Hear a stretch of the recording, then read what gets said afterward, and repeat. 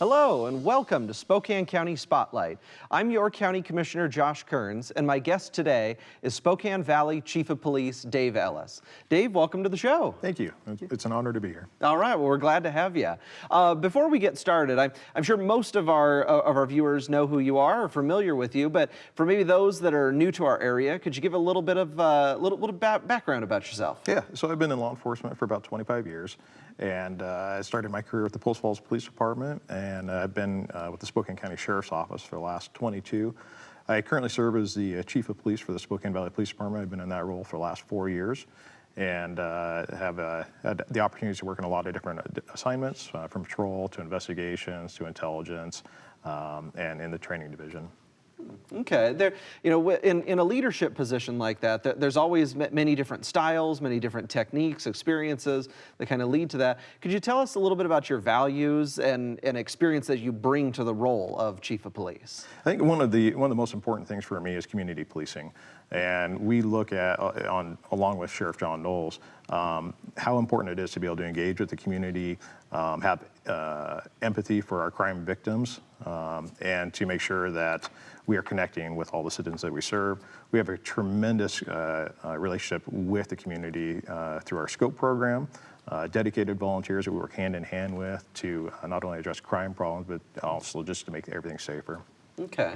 I represent a portion of the Spokane Valley, kind of the north half, north of Sprague. One of the things that I hear regularly from my constituents in my commissioner district are that public safety really is their top issue. When you look at the Spokane Valley as a whole, what would you say are sort of your best sort of opportunities and concerns as far as public safety goes in the valley? I think one of our biggest concerns, and this is probably a nationwide issue, is the ability to staff police departments. When you look nationwide, agencies are running a vacancy rate of about 7.5%. And so we see across all spectrums of the industry the inability to find as many qualified applicants as we like. And law enforcement certainly is not an exception, and neither is that here in Spokane Valley. So we're continuously looking to improve our ability to recruit. As you're probably aware, we've instituted signing bonuses that we do to try and attract qualified applicants from other agencies.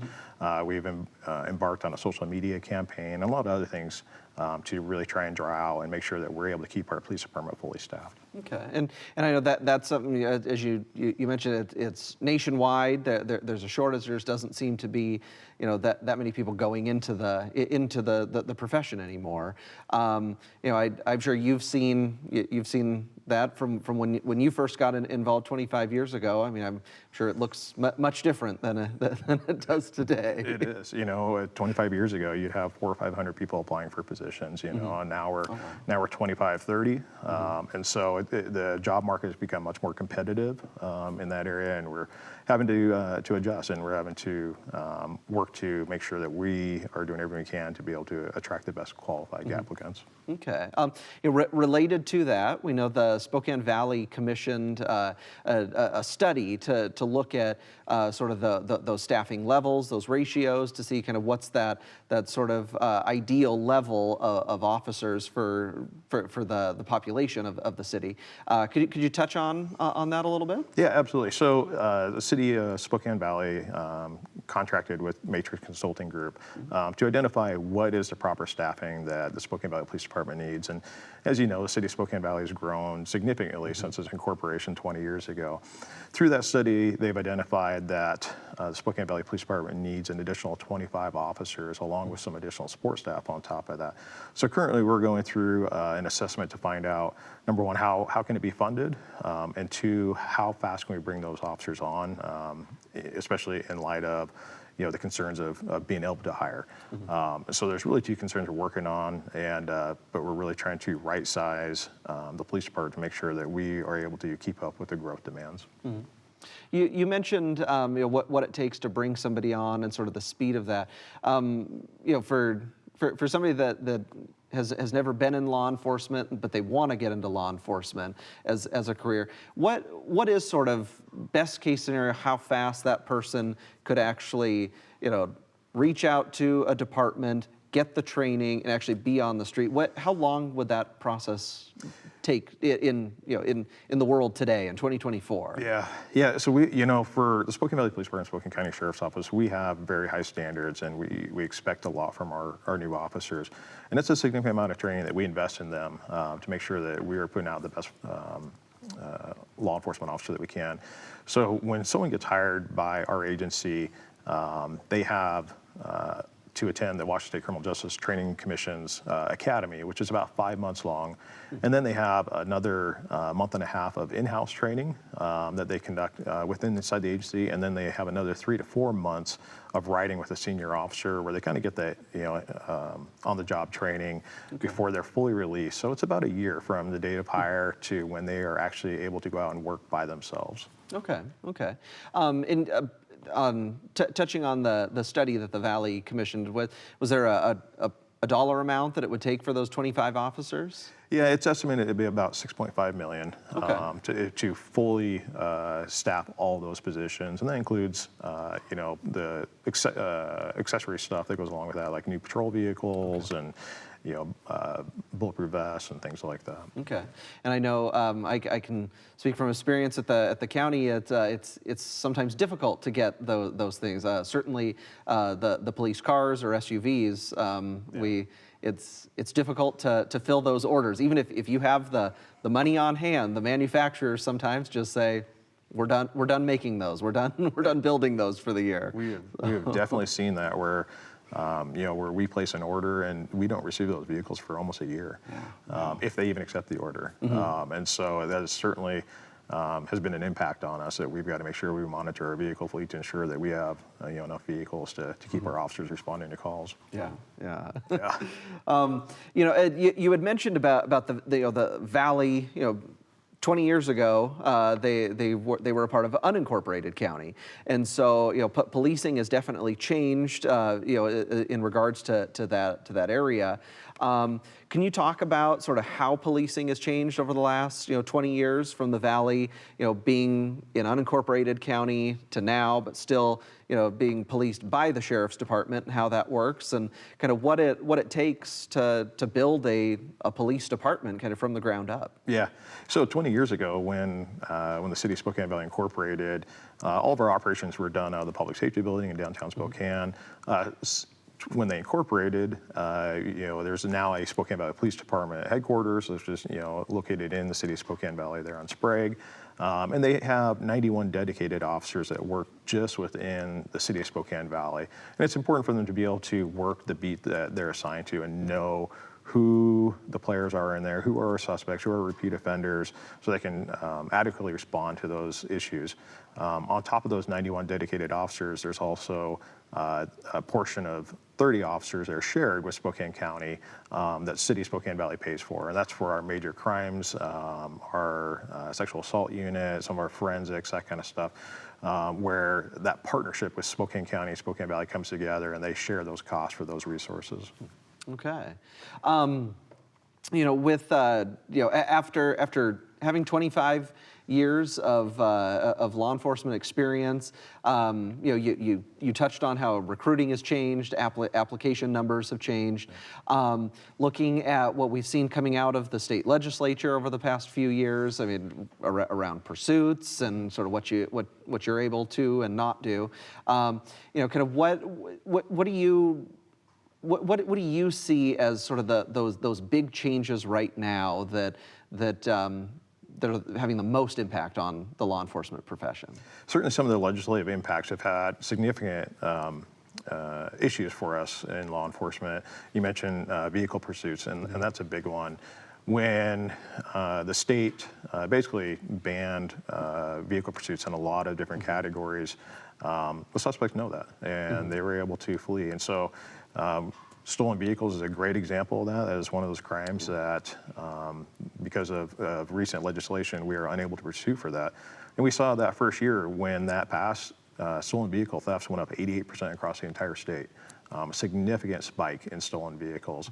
And we've seen where suspects know that, and they know that they can get away. Another big impact was the Blake decision regarding drugs.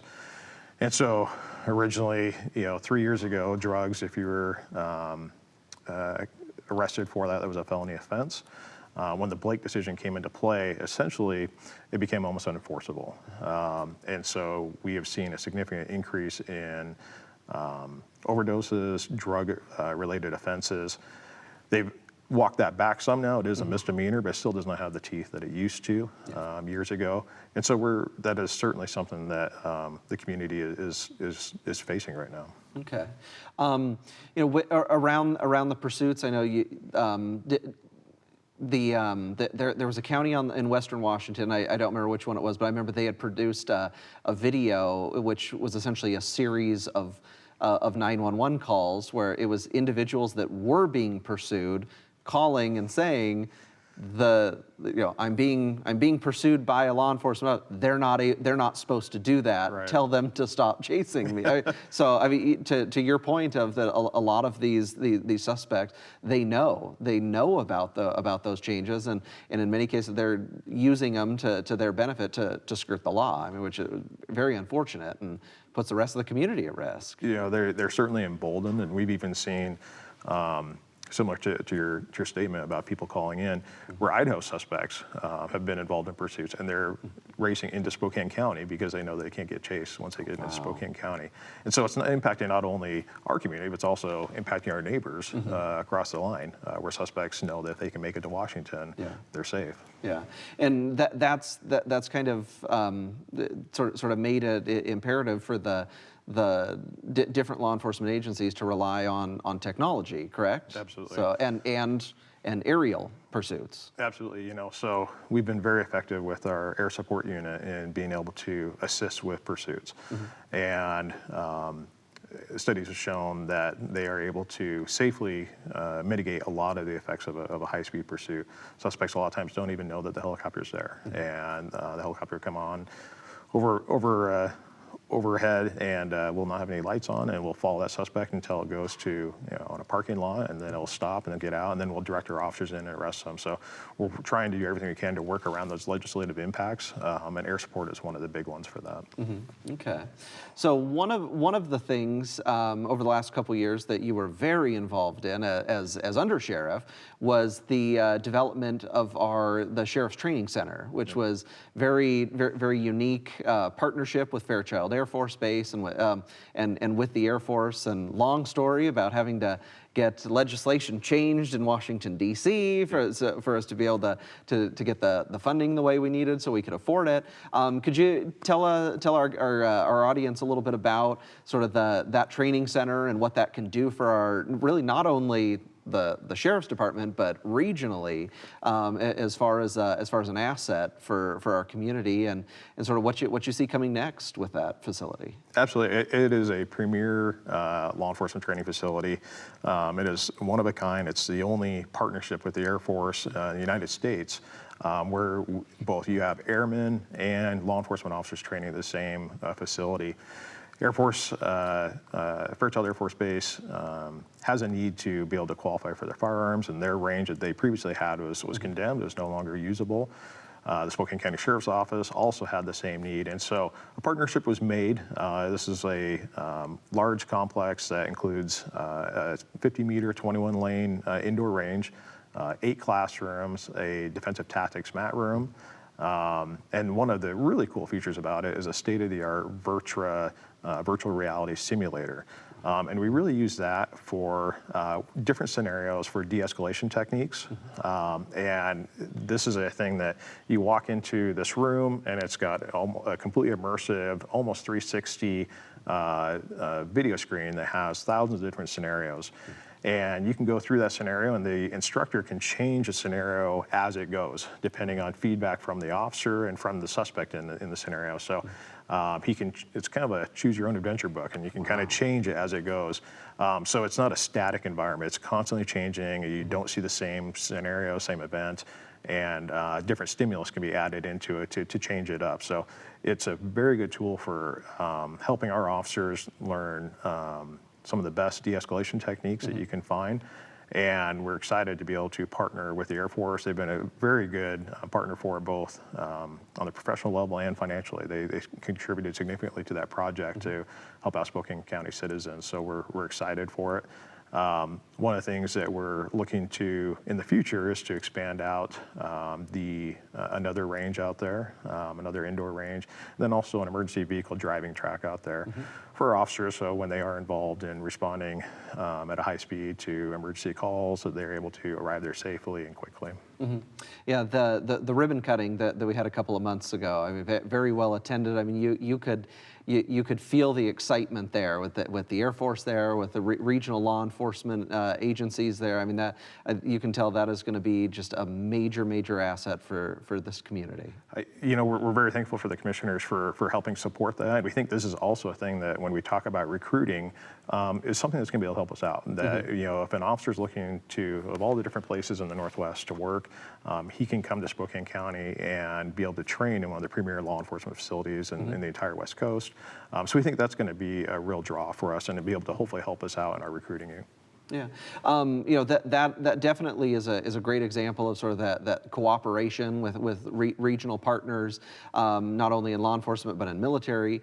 But could you talk a little bit about how not only the sheriff's department but the Valley Police and SPD and our other agencies, kind of how they have that regional cooperation? Many times it's sort of with large scale events, but also with SWAT and with the aerial pursuit. But sort of how our local agencies cooperate together. Absolutely.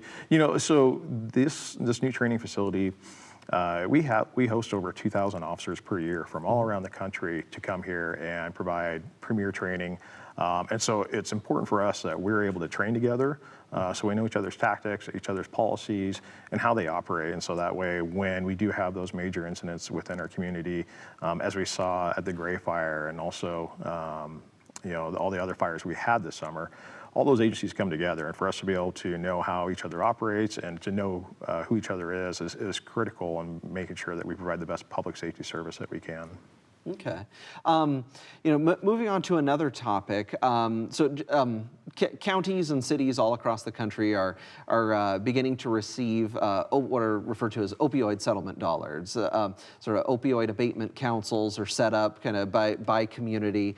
And one of the ways that Spokane County is looking at using some of those funds is to use co-deploy teams to sort of combat some of these opioid and fentanyl abuse that we're seeing on the streets. Can you touch on sort of what you're seeing, sort of boots on the ground, as far as when it comes to opioids and fentanyl use in our community?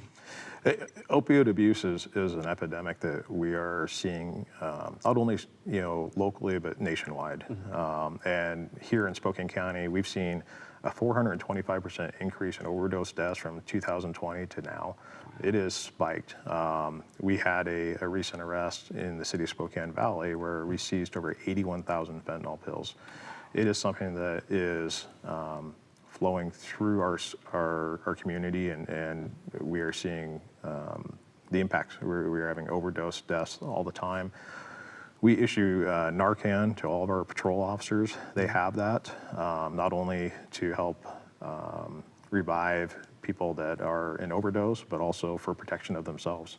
And so it is something that we're working hard to address, but this is a national issue, and it is only accelerating right now. Okay. Are you seeing a nexus, or how does this intersect with homelessness that we're seeing locally? It is directly tied to it. We see a lot of people who are on the streets and they get preyed upon by others, and they become addicted to fentanyl or other drugs. A lot of time that gets associated with other crimes, and it accelerates. And Spokane Valley has done a really good job, I think, of working to address the homeless issue. We have a kind of a different model from a lot of different cities. We have a co-deploy model where we have a dedicated officer working just homeless issues who is paired with a social worker, and they co-deploy to any homeless issue we have in the city of Spokane Valley. And when they get there, they work to get them resources.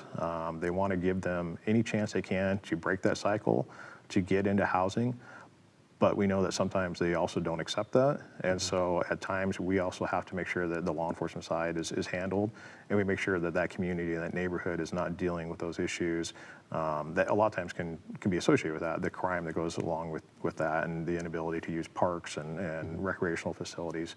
So we've had a lot of success with that. I think Spokane Valley is kind of leading the way on ways to address this. And one of the recommendations from the Matrix Consulting Group for the staffing study was an additional homeless outreach officer. They thought it was very effective, and we looked to build on that. Okay. I know we've seen some really good results as far as diversion away from jail with the co-deploy teams. Can you touch a little more about how the co-deploy teams work and sort of how they achieve the levels of success that they do? Absolutely. So we have our homeless outreach team, and then we also have our behavioral health unit teams. And so those are teams that have a deputy and a mental health clinician from Frontier Behavioral Health, and they ride together, and they are responding to calls of people in crisis. And they have enhanced training to be able to address those situations. They also have the connections within the mental health world to be able to navigate them to the resources they need versus incarceration or a jail. Spokane County in the last couple of years created the new mental health crisis stabilization facility, which has been very effective in being able to find ways to break that cycle of addiction and other issues. So when they encounter someone like that might be chronically causing problems in the neighborhood, they can divert them there, get them resources. It's a voluntary facility, and try and break that cycle of either homelessness or mental health, get them stabilized. One of the things that we've really seen that is a benefit of this is that they're not only dealing with people when they're in crisis, but they're also dealing with them before they get back to crisis. And what they're doing is they're doing a lot of follow-up stuff with these individuals to try and keep them in a good place. They're stopping by and checking, make sure, do you still have power to your house? Do you still have food? Do you still have access to your medications? Do you have all those kind of things that we know that helps keep people from going into crisis. And so we've seen some really good results from them, not only in the field of the crisis, but also preventing people from going back into crisis. Yeah, it really goes to that whole concept of those wraparound services to make sure that, you can help somebody with one major problem, but if you don't help any of the other 10, 20, 30 minor problems, Right. those are all going to become major problems as well. Absolutely. So, yeah.